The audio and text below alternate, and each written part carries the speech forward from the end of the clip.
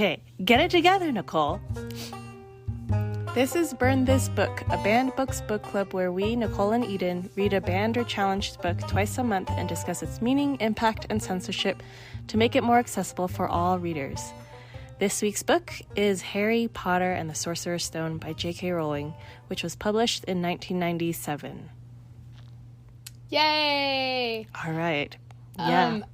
One quick apologies disclaimer. in advance for a lisp. Oh, I also had a disclaimer. Okay, wait, we're gonna let this go ahead with your disclaimer.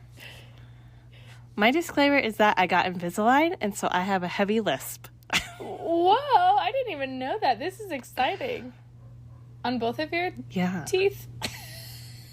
Not just on two teeth, but on my two teeth. Yeah, both tops and bottoms.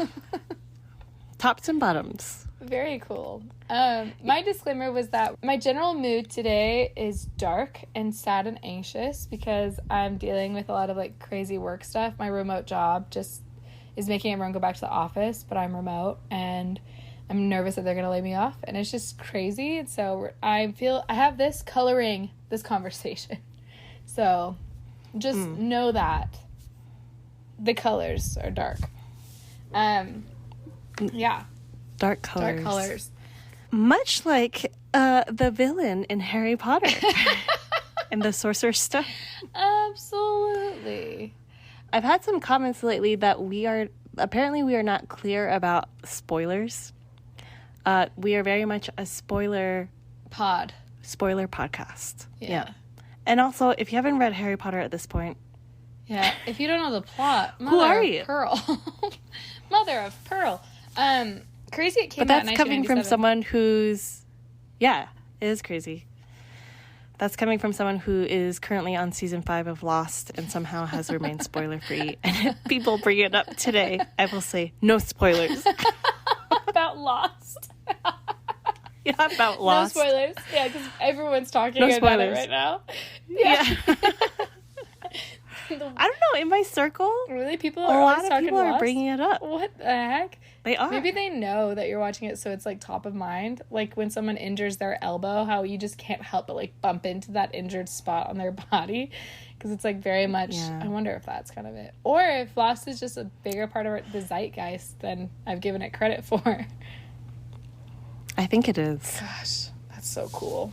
Good for them. Anyway. Good for them. 1997. Yeah. When was the first time you read Harry Potter? So my mom started reading it in the hallway for all of us kids.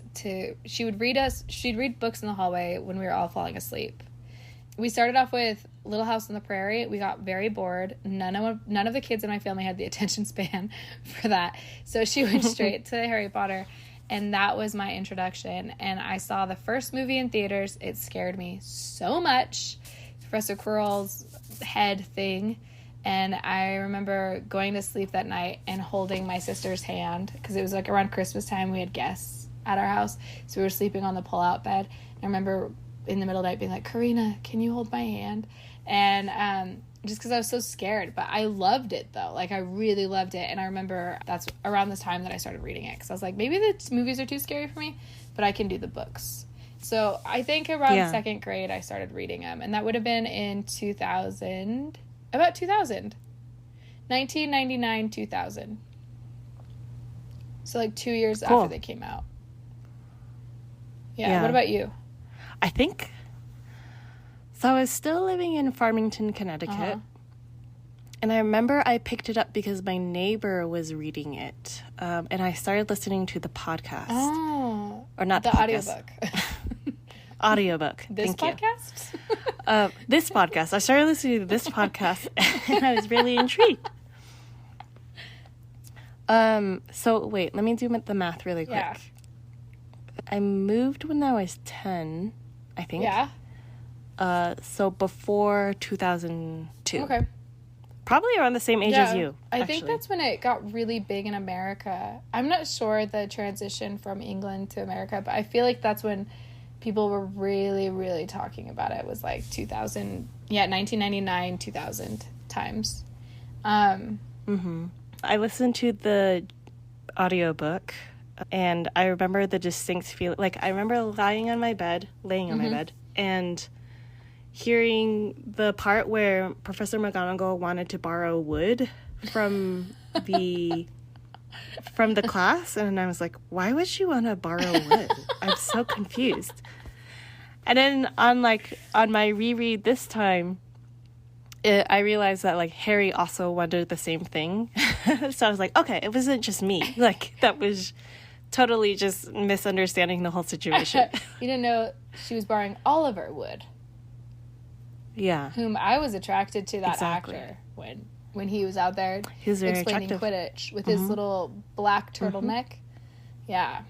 In the movie, specifically. I don't know if they detailed the black turtleneck in the book. I don't remember that, but man. Whew. Yeehaw. Oof. Yeehaw.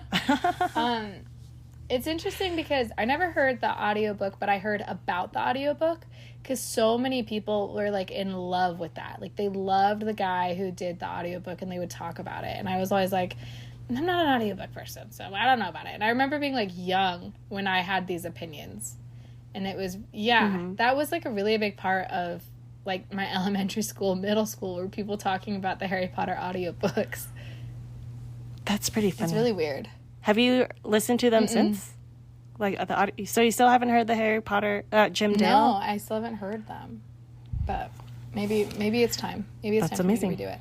But I think it's time. I would say that looking back, Harry Potter was like a really big part of my childhood. Like every book every time a new book was going to be released, I would go to Tattered Cover, which is like the local bookstore in Colorado. It's like the local bookstore chain. And do the whole party, and we'd like dress up, and I always wore like my uniform from Littleton Academy, the charter school I went to, and because that kind of was Hogwartsy. And like it was just like a thing I always did. Even on a trip to Montana, my family was there, I think when the 5th book came out, and we went to like Barnes and Noble there and did the party at like the midnight thing. I went to every midnight premiere for the movies. Like it was just such a part, and I feel like we both really grew up with it. Like I was 18 when the last book 7 came out. When book 7 came out. And I remember just being like, I cannot do this. I refused, once that book came out and I finished it, it was like a part of my body. Like, I just remember feeling like I have such a very big hole inside of me where I was like, I have nothing more to live for. Like, everything I did from as a child led up to this moment. Now it's over. And I remember not watching the last movies, part 7, part 1 and 2, because I was like, I can't let this end. I don't want it to be over for me. Like, it was very dramatic, but like... But still, because it was just such a big part. Like, it was one of those really consistent things I could count on. Was like, this book's going to come out.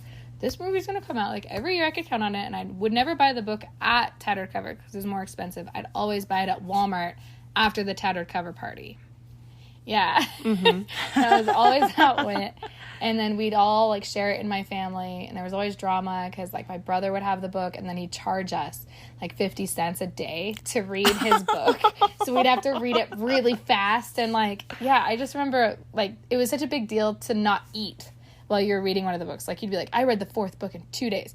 I only took breaks to go to the bathroom. And that was, like, such a thing we would, like, say. And I don't know how real that was, but I do remember, like, really reading, like, nonstop. Until I've never had that experience since, but like I read non-stop all those books, and the thicker it got, the more I was like, yeah, I'm not gonna eat, I'm gonna eat while I read, I'm gonna knock it out in like 2-3 days. And like I'd hear of someone doing it in one day and I'd be like, no. I remember I have very distinct memories as we're talking about it. When I was talking about that memory of me listening to the audiobook, I now remember the Walkman that I put the discs into in order to listen to it. That's a throwback. Yeah, what color was the Walkman? It was blue. It was kind of like a metallic blue. Yeah, I had a color. metallic gold Sony Discman. Yeah, it was cool. Yeah. But yeah, I have very vivid memories of sitting in the rocking chair in my living room and reading all day. Yeah. To the point where, like, I wouldn't even get up to turn the lights on when the sun went down. I was just, like, sit there and be like, oh, I can't see this anymore. And, like, someone walking by would turn the light on for me. And then I would just keep reading. Yeah. And this doesn't happen to me anymore, but like when I was younger, if I went to an early movie in the theater and I come out, I just feel like really disoriented because like you just came from a really dark room and you moved into daylight. And normal life, yeah. And normal life. But that's kind of how I felt like coming out of the Harry Potter books as well, of just like when I put it down, I'm just like, okay, whoa, like, yeah, what is going on? Yeah, because you're so immersed in this one world that feels very real, and they're really great books. They are. I remember also, my parents would pre-order the books on this new thing back then called Amazon.com. And there was like one day that I realized, like it was the day before the book came out, and I realized I forgot to tell my parents book 7 was coming out, and I forgot to tell my parents that I was coming out, and I said, oh no, like I'm not gonna get it the day it comes out. Oh. My parents were just kind of like tugging me along and just like, yeah, like too bad, minus like we'll just have to wait. Yeah. I'm like, oh no. And then the next morning on release day, it appeared on my doorstep, and my parents were like, what, you think we're stupid? Like, it just yeah. Do you think we missed all of the news thing? Like, it was so big. I feel like it was always on the news when it was coming out, and like it was such a big deal. And then Harry Potter World, when that opened, we went like the first few weeks because my sister was a Make-A-Wish kid. She was really sick, and so we went and did that, and like I spent like over $100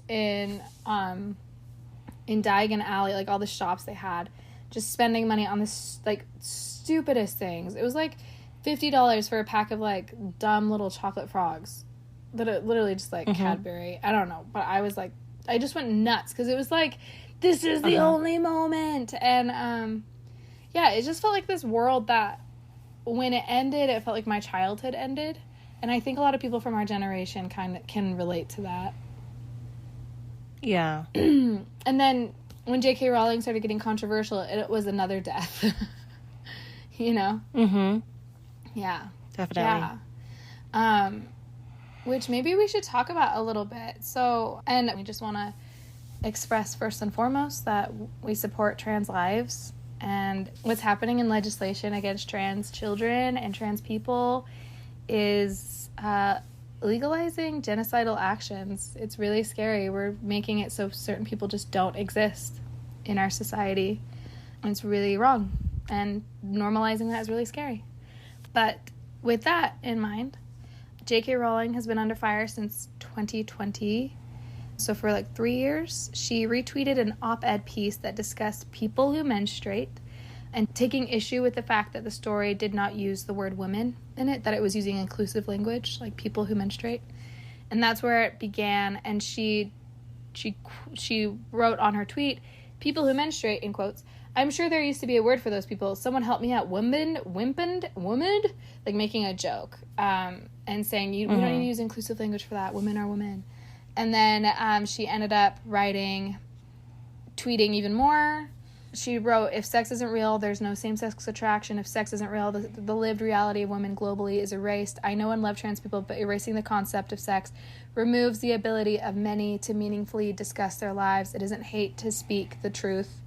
And so she just kind of kept going in, and she was like, the idea that women like me, who've been empathetic to trans people for decades, feeling kinship because they're vulnerable in the same way as women, i.e. to male violence, hate trans people because they think sex is real and has lived consequences, is a nonsense. I respect every trans person's right to live in any way that feels authentic and comfortable to them, which is great. That's my inferring. And then she goes, I'd march with you if you were discriminated against the same basis of being trans. At the same time, my life has been shaped by being female. I do not believe it is hateful to say so. That was like when she was first that was the beginning of the whole conversation. And then her views started getting more and more defensive and more angry as she started talking more and more about how trans women are not women. And now she's like really doubling down on things and getting more extreme about her views on trans people. Did I cover that? Yeah. Okay. Yeah, cool. You did. It feels like she just dug her claws in once people started calling her out, and she just started going harder. Yeah.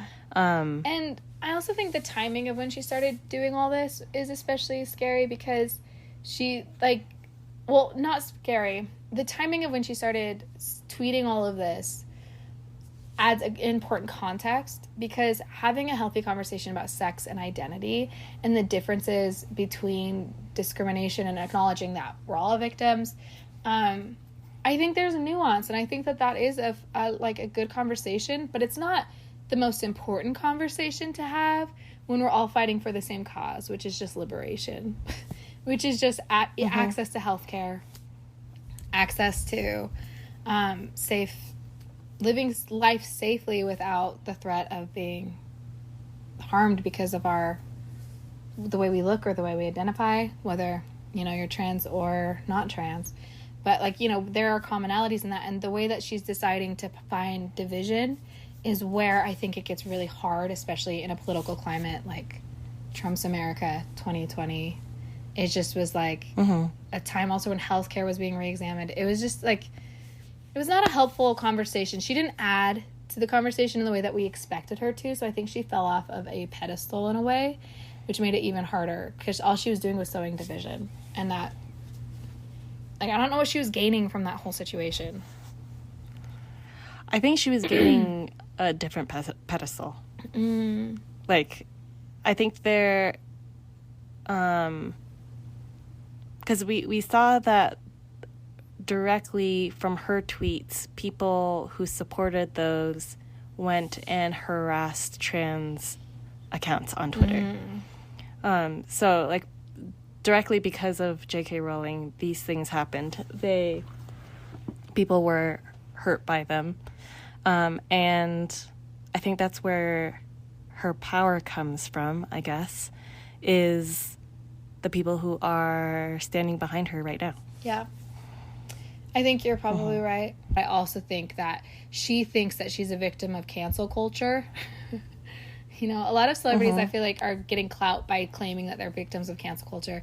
You're not. You still have a career. You still have income, passively and actively. You still have a platform. You're not canceled. None of you people who are complaining about being canceled have actually been canceled. You still are doing exactly what you were doing before. But I think that claiming is allowing her to feel this sort of hero thing too. But it's totally missing the boat. What we needed at that time was just to acknowledge that the Me Too movement had just happened and we were still in it, and that trans people were being criticized, critiqued, and picked apart at an alarming rate, and legislation was starting to be passed against them. But for some reason, J.K. Rowling is super caught up in semantics about words and language and all those things, which then has turned into this, is now part of her brand. I will also say that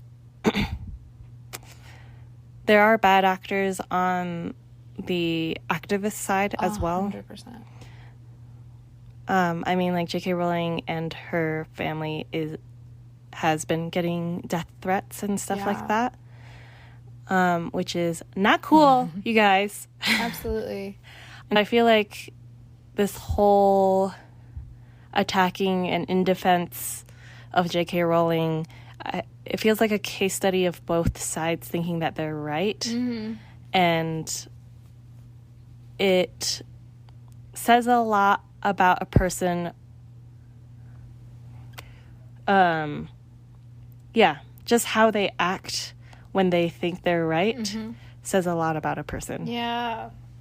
It's it goes back to the age-old cliche, is it better to be right or is it better to be kind? And in the grand scheme of things of building community and making the world a better place, it's better to be kind. Yeah. And I honestly think, it's hard when you're talking about J.K. Rowling because her platform is so big. She's one of the most famous writers of all time, and she's in every community in the world, It's hard because her fans have a right to speak to that, but it does, I feel like you're right, I feel like it got lost. I feel like the ultimate conversation got lost in the seeking to cancel her and just calling her a TERF, and her then reacting, which was not mature on her part, by just writing multiple essays that were super offensive, and just where she really doubled down. And and so I think you're right. I think but Twitter is, this all happened on Twitter, and so there's nothing you can do. Like, Twitter is its own terrifying little playground, but I am curious if, like, Twitter hadn't been in the equation, how this conversation would be with her, because there is no conversation with her, and that's what's really sad. But she and I think we talked about this earlier too, Eden. Like, a lot of people are now just realizing that there was some problematic stuff about J.K. Rowling's views, but if we look at the books, there's also some other problematic stuff, like all of the people who work at Gringotts. There's a very anti-Semitic Roald Dahl kind of energy about how they're all portrayed. What are they, goblins? Yeah, the bankers. Yeah. So, like, there's already that step, that bit, and there's just, like, so we see a lot of this, like, so it's not a huge shock about this. It's a disappointment, because Harry Potter was our childhood, and it did feel like just another growing up and realizing, oh, everyone is imperfect. This woman who taught me and told me all these beautiful things and created this whole world for me, she is neither a god nor a mentor. She's just a person who wrote a great book. And I can hold that the book is amazing, and not put her on a platform anymore, or a pedestal. And not give her space in any of my platforms either. Like, my Instagram account and my Twitter account, I don't follow her. I'm not involved. Oh, yeah, me neither. So that's the recent reason why people wanted to ban Harry Potter. But originally... Witchcraft, yeah. That makes sense. So this is another fun little case of both sides wanting to ban this book for different reasons. That also brings up what you were saying, Eden, earlier about both sides, like no communities being built. Is the book causing harm to people? Or is the author causing harm? And can we separate the two? I don't know. I don't know what to say, but I mean, the actors are all very supportive of trans rights, and they did the whole reunion, and J.K. Rowling wasn't invited, which was a big statement. So I don't know. So, like, I don't know. I don't know how people handle it. I think it has to be a personal thing.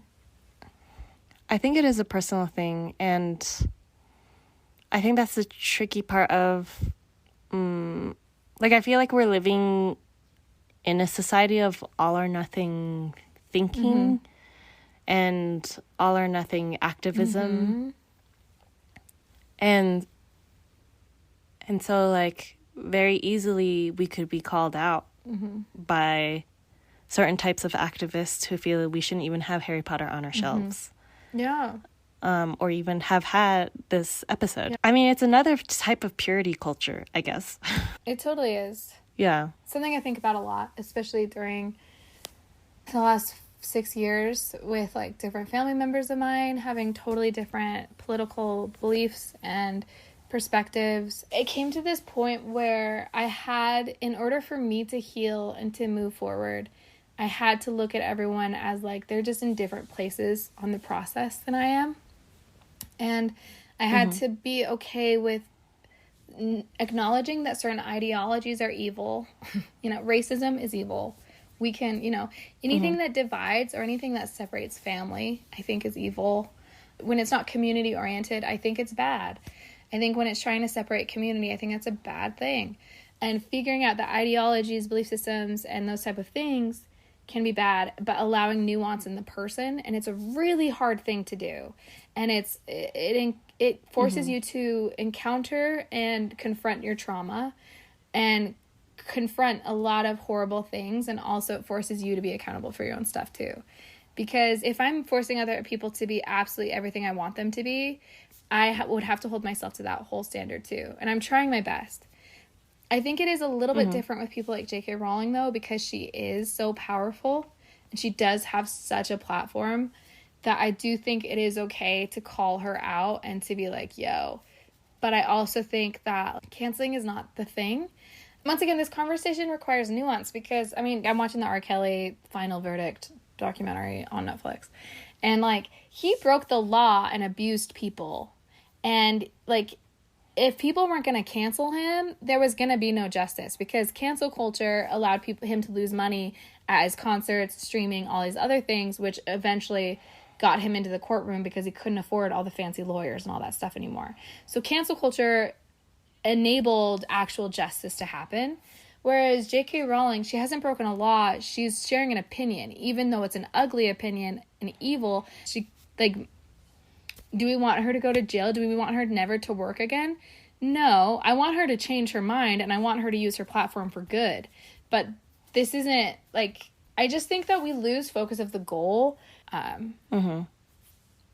don't know, take that or leave that, but that's where I think we have to have those nuanced conversations and figure out what is the goal here.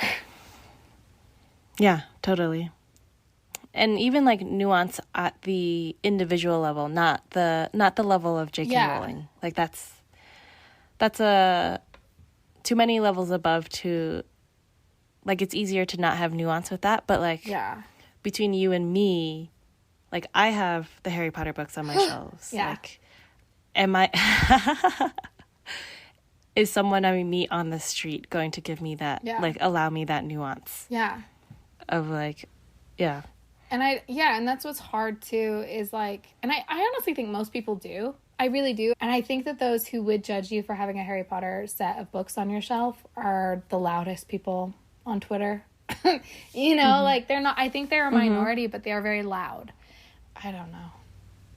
I just don't want trans people to keep dying. I want them to be able to live full lives. And I know J.K. Rowling hasn't helped that cause, but I also know that she didn't create this ideology of transphobia. And I think that some people have been confusing that. Oh, that's interesting. I haven't heard that. I think just people do that with a lot of people. Like, I think people believe that Trump brought racism back to America. No, I think Trump is a product of a very racist America. And he's loud and he's, you know, and, like, there are roots that are bad and we need to fix those. And I think choosing to just cancel the one person and thinking that we can just cut off the head of the monster when another head is going to grow back, is like, we're missing the fight. We're missing the point. And I think that's also what J.K. Rowling did, ironically, is she missed the point. Like, the point was not us saying that trans women's experiences are the exact same thing as a cis woman's experience. It's not the same. No one is saying it's the exact same. So I don't know why. We were just saying that there are similarities, and that is okay to say. And I don't know. But yeah, I don't think that she created transphobia. I don't think that she's the reason why it's so popular. I don't think that. I don't think she has the ears of all the evangelical preachers in America or the far right, you know? I think she just added another tick of validation of their opinions that were already there. Yeah. Which sucks, but destroying her is not going to fix it. Banning Harry Potter is not going to fix this. No. Yeah, what's the goal in banning Harry Potter? Is it just to take out her funding, her money? She's so rich. That's my other thought too. And I'm also like, movies, TV. They're also going to start like a TV series or something on HBO or Prime or Apple TV or something. Oh, yeah, I don't know where it is, but like she like Universal Studios has Harry, like, what Wizarding World of Harry Potter. Like, come on. Like, what? They just came out with the video game too. Yeah. Like, I don't know what they're playing. Like, I don't get what's effective. I think what would be more effective is to, like, really promote the conversations by Daniel Radcliffe and Emma Watson and Rupert Grint about trans rights. Give them more platforms to do that. Yeah. What was your concern about having this conversation in the first place on podcast level? I have the Harry Potter game. I paid money to get it.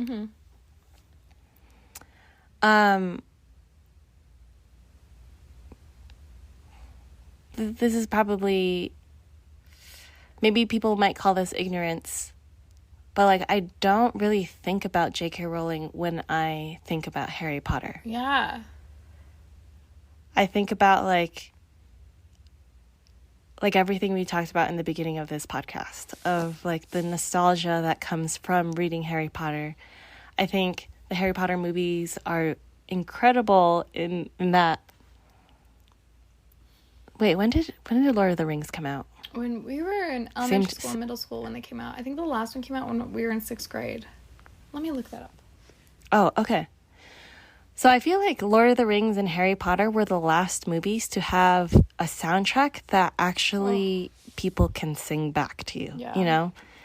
Like, if you think of any Marvel movies, like, are there any, like, is there an Iron Man theme that you can sing back to me? You can't. Yeah. What's the Harry Potter theme, you know? And they're just like,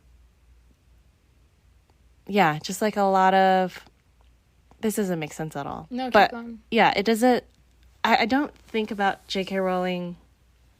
I think about the feelings that I feel when I participate in Harry Potter things.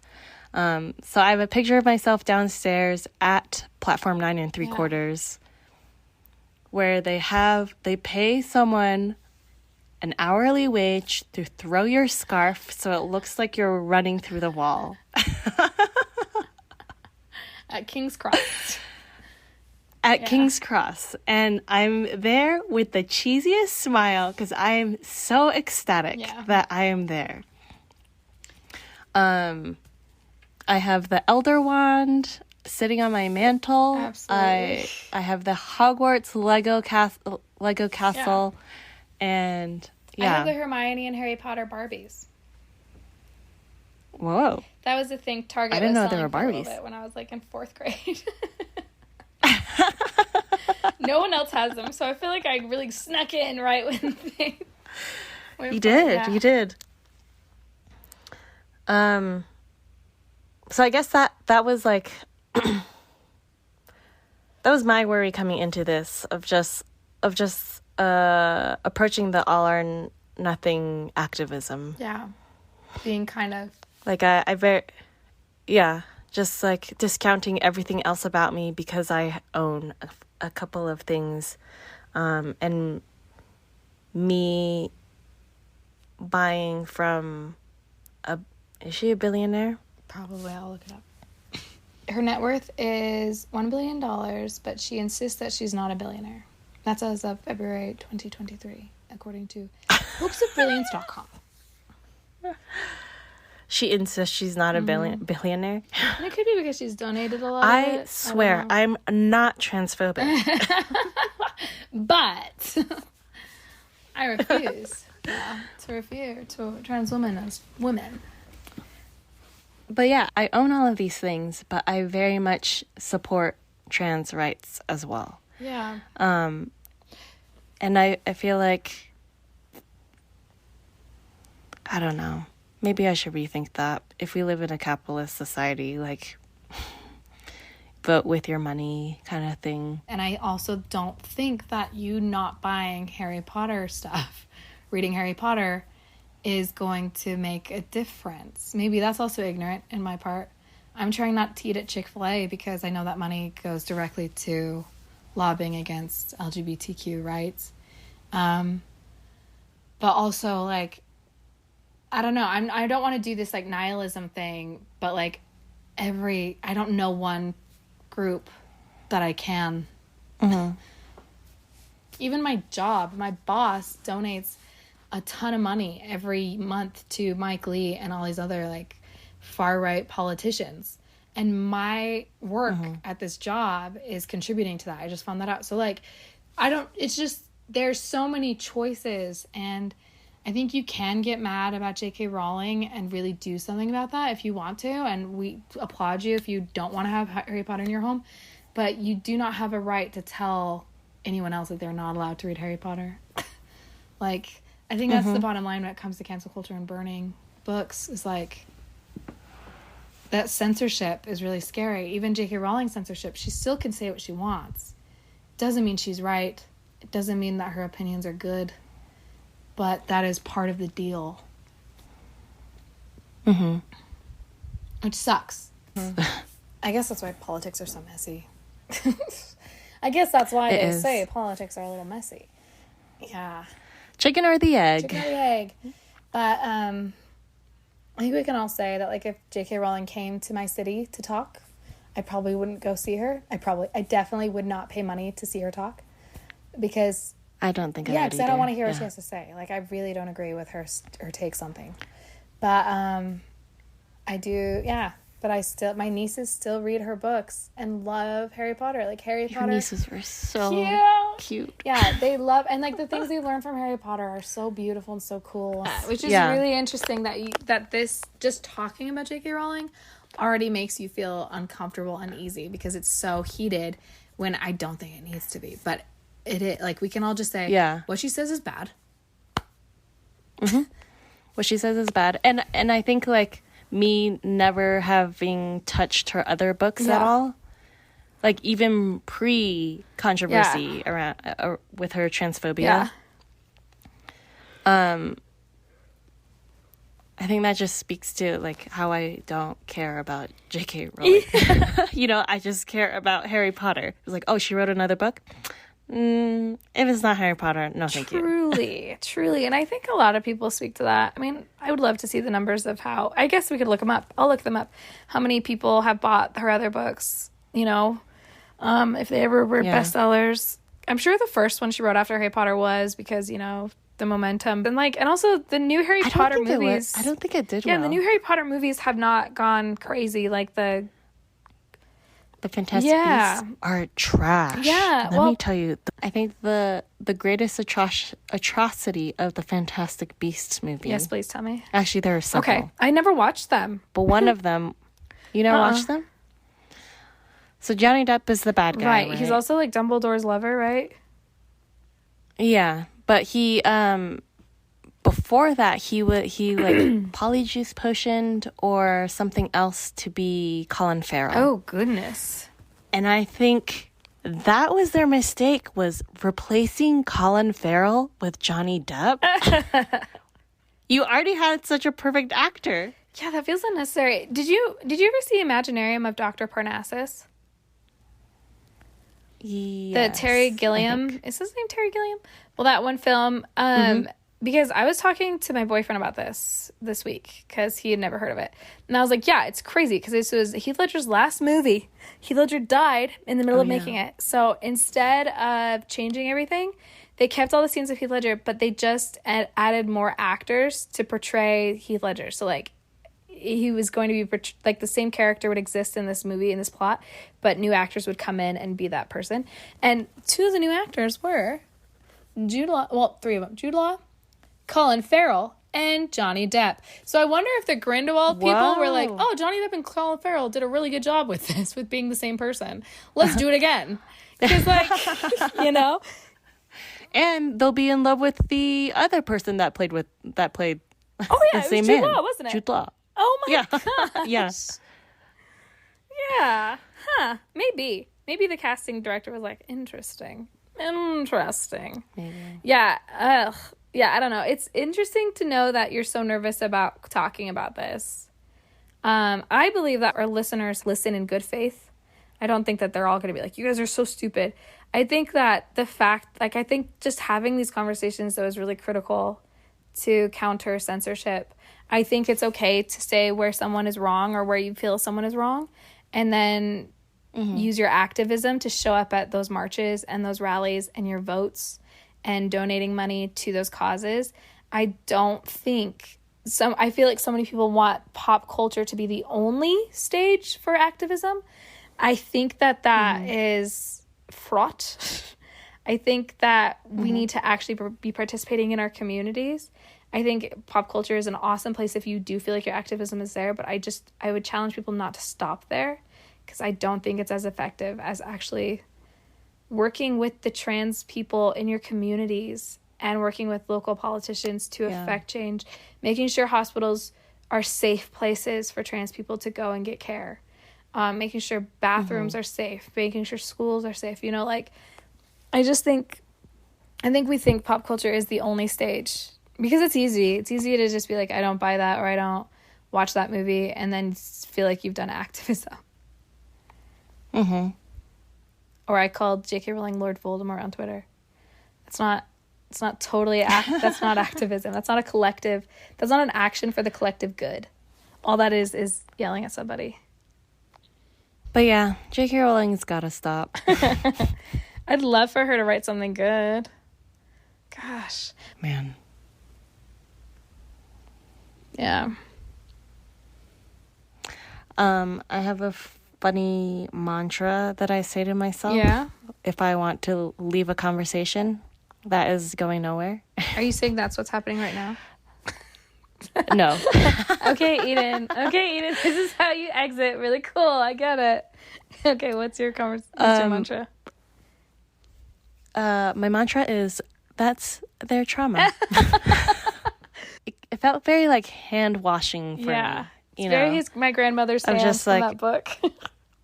Yeah. Yeah. Because I remember like talking to a colleague of mine, and I was just trying to talk to them about why, or rather I was trying to figure out how to talk to them about exoticizing their future grandchild. Oh my gosh. Because their child was marrying someone who is Chinese. They're white. Mm-hmm. And they were marrying someone Chinese. And so they just talked about like, exoticizing their future grandchildren. It's like, oh man, those babies are gonna be so cute and blah blah blah, and like they're gonna have these like really really beautiful like almondy like like beautiful eyes. Mm-hmm. Anyway, I sat there and was like, how am I gonna talk about this? But yeah, I just like left that conversation be, and I just nodded, and I just thought to myself, you know what? That's gonna be their family trauma. I think that's what we have to do. I won't take that burden on myself in like needing to teach someone how like no. That's so funny. Yeah, my grandmother's hands, it talks a lot about like how people's reactions are often like, especially if the reaction is crazy. I want to stop saying crazy. It's not a very nice thing, but when the person's reaction is unjustified, it's often a traumatic response. Trauma response, like intergenerational trauma. And like I think about that a lot, where I'm like, ugh, that's some, it's a really good way of excusing yourself from like a situation. That's so funny. That's so funny. Okay, on that note, I guess we can end. Let's end. We'll also put in the references some nonprofits that you can donate to help support trans people. Mm-hmm. Yeah. Also, I recommend, if you know someone that's trans, just check in on them every now and then. Make sure they're okay. They're safe. Right now is a really scary time. We gotta love each other. Remember, people are not evil. Ideologies are. And we can fight those ideologies and ultimately still build community. Healing. Healing. So I whisper, healing. Healing. That's their trauma. That's their trauma. That's their little traumas. Okay. Night, Eden. Love you. Have fun on your big trips. Good night. Thank you. You're welcome. Thanks for listening, everyone. Thanks for listening. Love you. Bye-bye. Bye. Okay, I'll stop recording now. Burn This Book is produced by us, Nicolle and Eden Wen. Music written by me, Nicolle, and produced and performed by my dad, Frank.